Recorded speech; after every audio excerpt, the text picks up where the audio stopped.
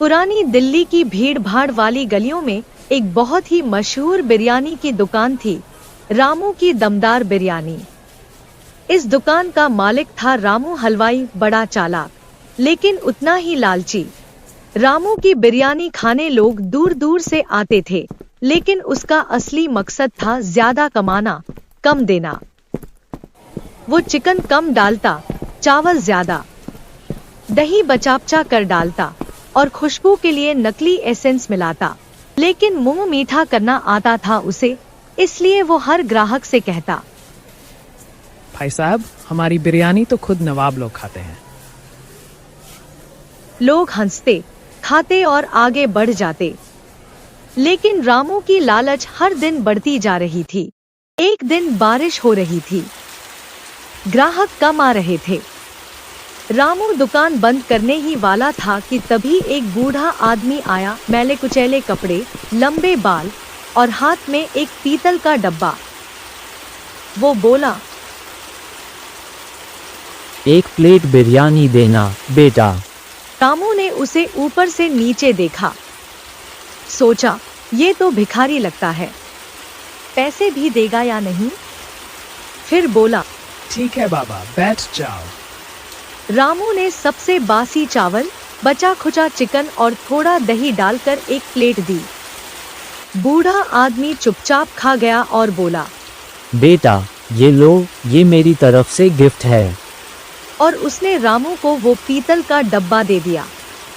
रामू बोला, इसमें क्या है? बूढ़ा बोला, जादुई डब्बा है, जो तुम डालोगे वो 100 गुना होकर निकलेगा। और वह बूढ़ा आदमी हवा में गायब हो गया। रामू तो चौंक गया। 100 गुना मतलब 1 किलो चावल डालूं तो 100 किलो निकले। उसने तुरंत एक चावल के दाने डालकर देखा और सच में 100 दाने बाहर आ गए। अब क्या था? रामू की आंखों में पैसे नाचने लगे। उसने दुकान बंद कर दी और घर जाकर बड़ा किचन बनाया। अब वो रोज सिर्फ थोड़ा सा सामान डालता और डब्बा से 100 गुना निकालता। कम लागत, ज्यादा कमाई। बिरयानी के नाम पर अब खुशबू, रंग और नकली मसाले मिलते थे, लेकिन ग्राहक तो बेख पर बस कहते थे, रामू की बिरयानी की बात ही अलग है। रामू का पड़ोसी था गुड्डू हलवाई, जिसकी कचौड़ी की दुकान थी। गुड्डू नोटिस कर रहा था कि रामू रोज 1 किलो चावल लाता है, लेकिन 100 प्लेट बिरयानी बेचता है। वो सोचने लगा, कुछ तो गड़बड़ है। एक रात गुड्डू ने रामू के घर में झांका और देखा, रामू पीतल का डब्बा खोलकर कुछ डाल रहा है और डब्बा से 100 गुना निकल रहा है। गुड्डू बोला, अरे ये तो जादू है। अगर डब्बा मेरे पास आ जाए तो मैं कचौड़ी से करोड़पति बन जाऊं। अगली सुबह गुड्डू ने मौका पाते ही रामू का डब्बा चुरा लिया।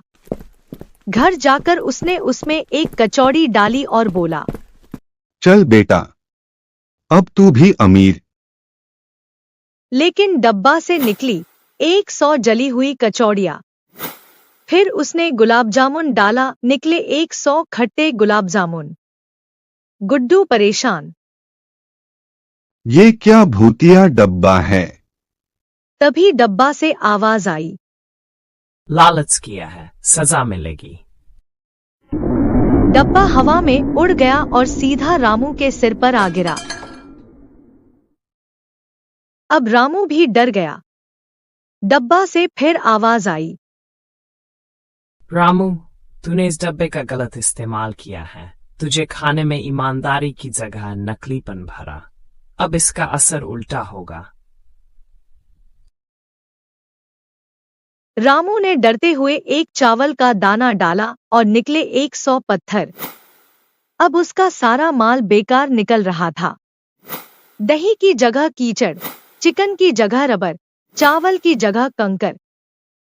रामू की दुकान अब बंद हो गई। लोग कहने लगे, उसकी बिरयानी अब खराब हो गई। लगता है ऊपर वाला नाराज है। रामू ने डब्बा उठाया और फिर उसी बूढ़े बाबा को खोजने निकला। बहुत दिन भटकने के बाद वही बाबा एक मंदिर के बाहर मिला। रामू ने गिरते हुए कहा, माफ कर दो, मैंने लालच किया, लेकिन अब मैं बदल गया हूँ।